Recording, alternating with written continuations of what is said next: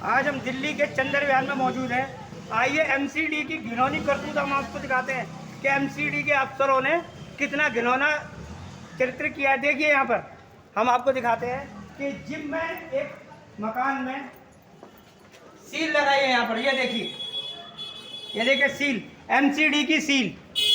और ये एमसीडी के अफसर इसको खोलने के लिए 4 लाख रुपए मांग रहे हैं रिश्वत के। 5 लाख 4 लाख रिश्वत के मांग रहे हैं। ये व्यक्ति सारी जिंदगी आम आदमी पार्टी की सेवा की इसने, और एमसीडी में आम आदमी पार्टी आने के बाद इस व्यक्ति का मकान सील हो गया और इस व्यक्ति की एमसीडी ऑफिस के अंदर ही अटैक पड़ गया। जब ये वहाँ खुलवाने गए तो वहाँ पे इनके ऊपर एमसीडी ऑफिस के अंदर ही अटैक पड़ गया। वहाँ से इनका बेटा इनको कंधे पे लाद के हॉस्पिटल लेकर गया।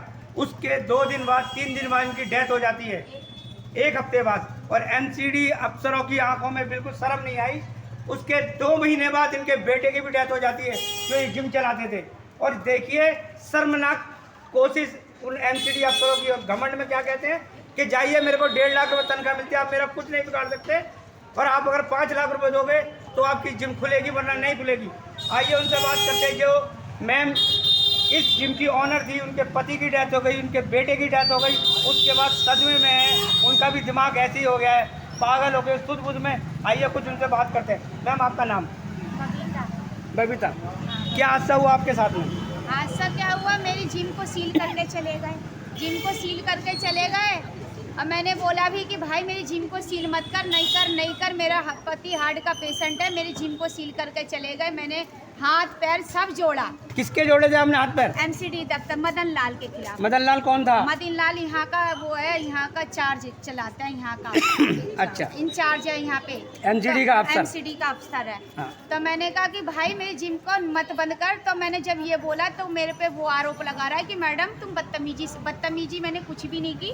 और जब मैंने कहा कि उसने कहा कि और उसी दिन जिस दिन वो सील लगा के गया उसी दिन मेरे आदमी को अटैक आ गया। आपके आदमी तो आम आदमी पार्टी के अंदर थे, लेकिन आम आदमी पार्टी में एमसीडी की सरकार है, आपके साथ फिर भी ऐसे इतना अत्याचार हुआ? हाँ, ये मुझे डराया गया, धमकाया गया ना कि आप चुप रहो, इनके खिलाफ कुछ भी मत बोलो, आप चुपचाप से अपना काम करा लो।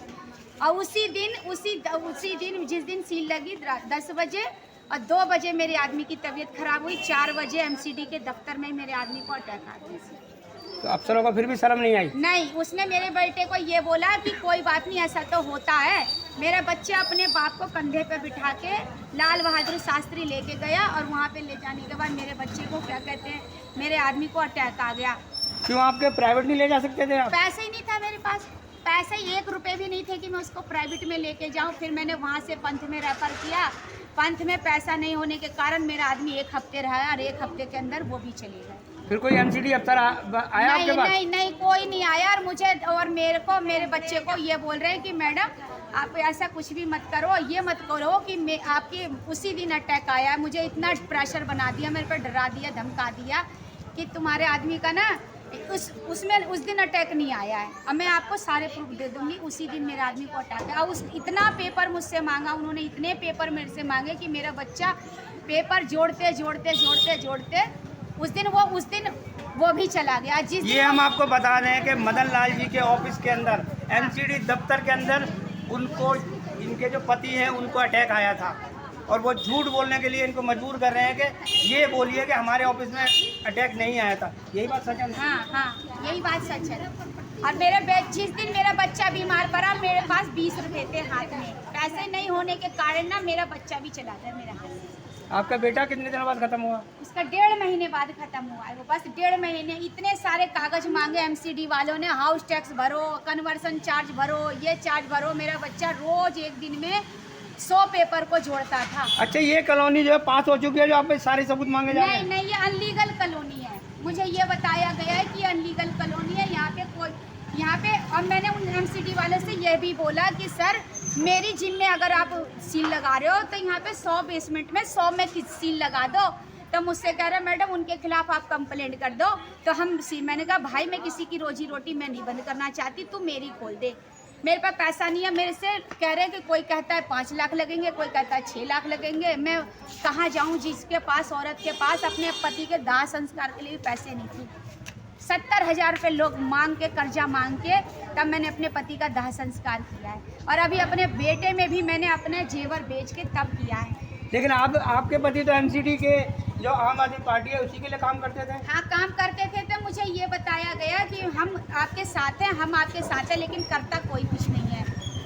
हम और आपके एमसीडी ने आपके घर में सील लगा दी। हाँ, एमसीडी ने सील लगा दी। देखिए, बहुत बड़ी बात मैं आपको बता रहा हूँ कि आम आदमी पार्टी में इनके हस्बैंड जो कार्यकर्ता थे आम आदमी पार्टी के, और आम आदमी पार्टी की ही सरकार है एमसीडी में, और एमसीडी ने ही इनके घर में सील लगा दी, जिसमें 2 लोगों की डेथ हो जाती है।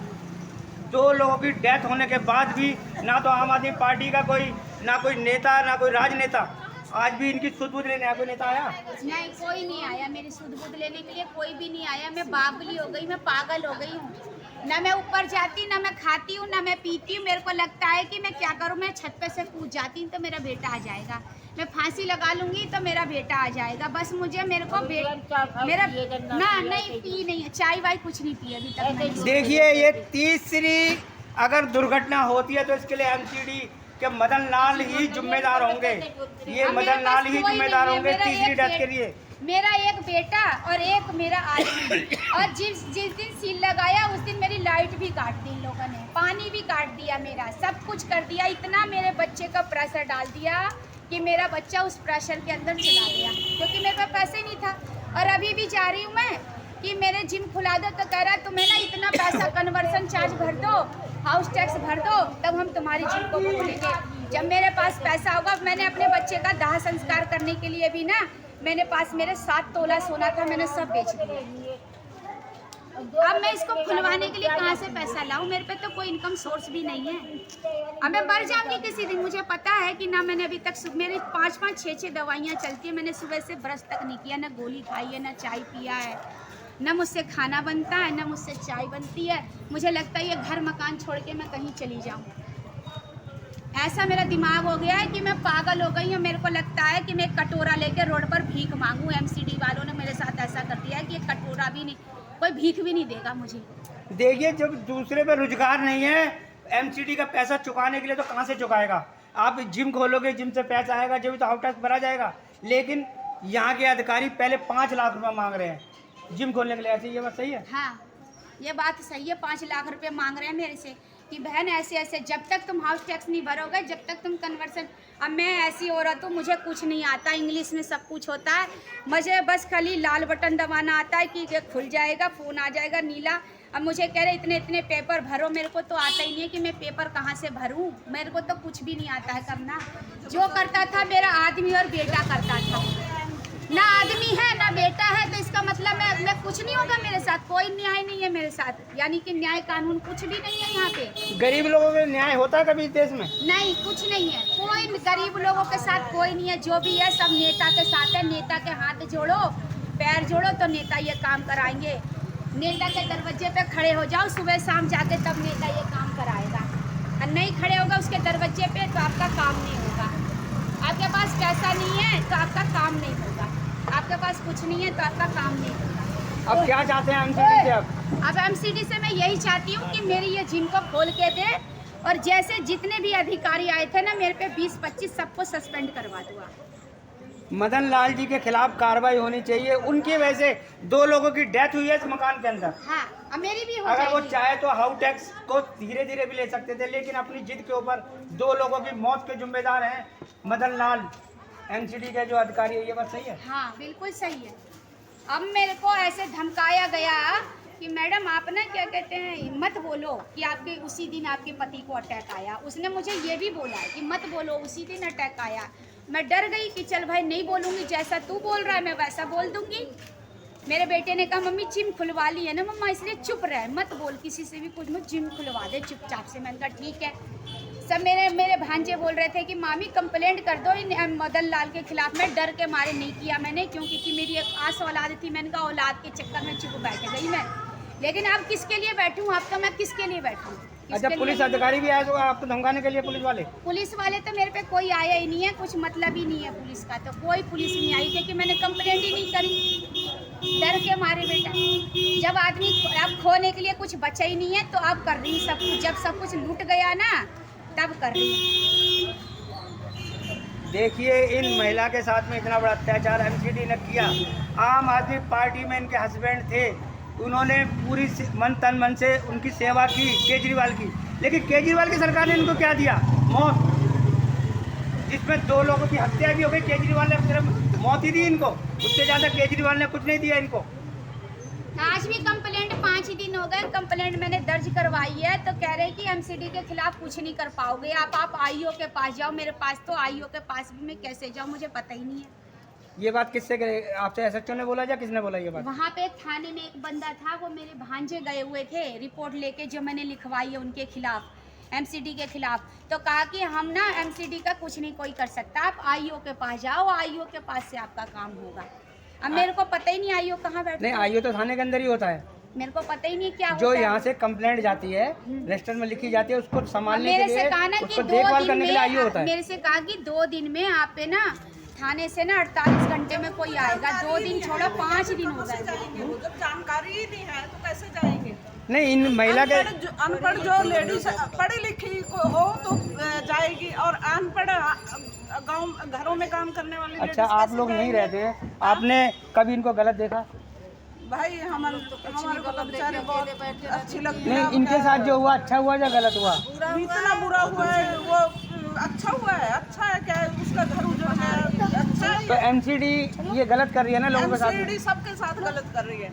एमसीडी में बहुत गलत हो रहा है। एमसीडी वाले बहुत ज्यादा करते हैं, और जिसके पीछे पड़ जाएंगे उसको यानी छोड़ेंगे नहीं, चाहे वो कहीं छुप जाए, कहीं वो हो जाए। मतलब एमसीडी का काम है कि 100 चोर बच जाए, एक शरीफ आदमी नहीं बचना एक चाहिए। शरीफ नहीं बचेगा, वो हमेशा ऐसा ही होता है।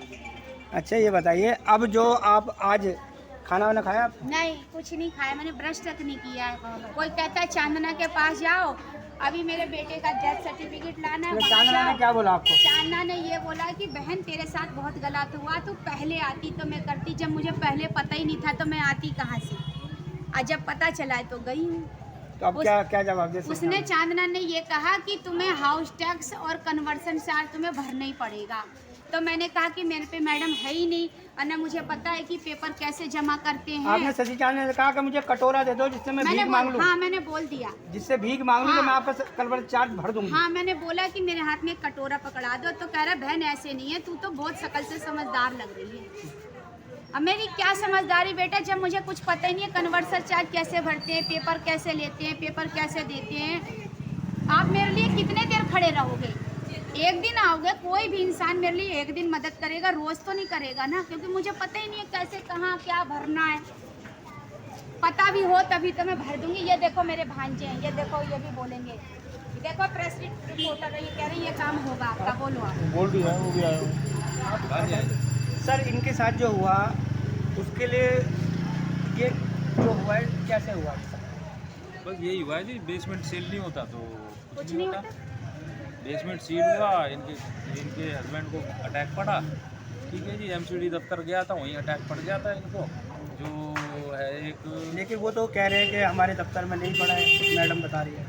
नहीं, वहीं एमसीडी दफ्तर में ही अटैक पड़ा है इनके हस्बैंड का। दफ्तर के अंदर? हाँ, दफ्तर के अंदर ही अटैक पड़ा है। 1.5 महीने बाद इनका बेटा भी खत्म हो गया। हाँ जी, 1.5 महीने बाद जो है इनका बेटा भी खत्म हो गया। यही एमसीडी का कार्रवाई, इधर भाग उधर भाग, इधर से पेपर ले उधर जमा करवा।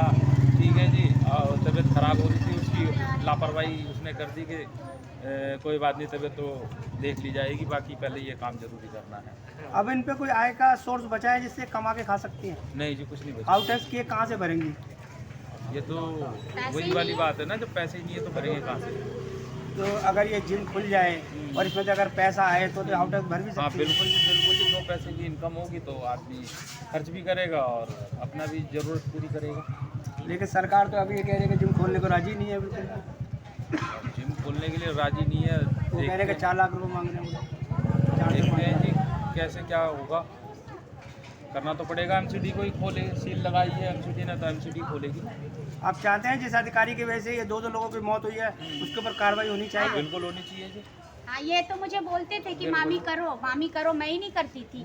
जब मेरे हस्बैंड की तबीयत खराब हुई ना, तो उसी दिन इन्होंने कहा था कि कार्रवाई करो। तो मुझे सब जैसे आम ये लोगों ने कहा ना, केजरीवाल के किसी बंदे ने कहा ना कि ये सब काम मत करो, चुपचाप बैठ जाओ। आप चुपचाप ना एमसीडी को पैसा देते रहो, उसके बाद एमसीडी को दे दोगे तो पैसा तो फिर जिम खुल जाएगी। चुप बैठ जाओ। देखिए, आम आदमी पार्टी वाले इनको दिलासे में देते रहे 1.5 महीना तक, और 1.5 महीने के बाद में इनके बेटे की भी डेथ हो जाती है।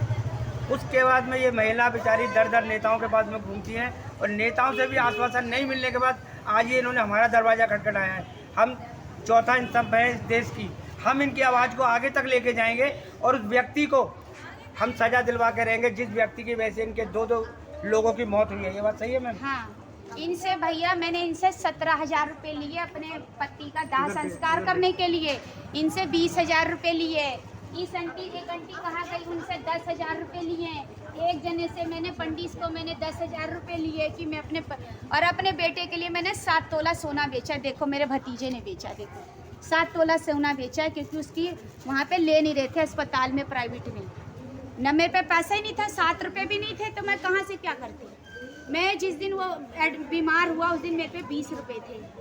पैसे के चक्कर में प्राइवेट नहीं ले जा पाई, और मेरा बच्चे को क्या हुआ कि 3 दिन में इतनी टेंशन, इतनी एमसीडी वालों ने टेंशन दे दी उसे, इतनी टेंशन दे दी।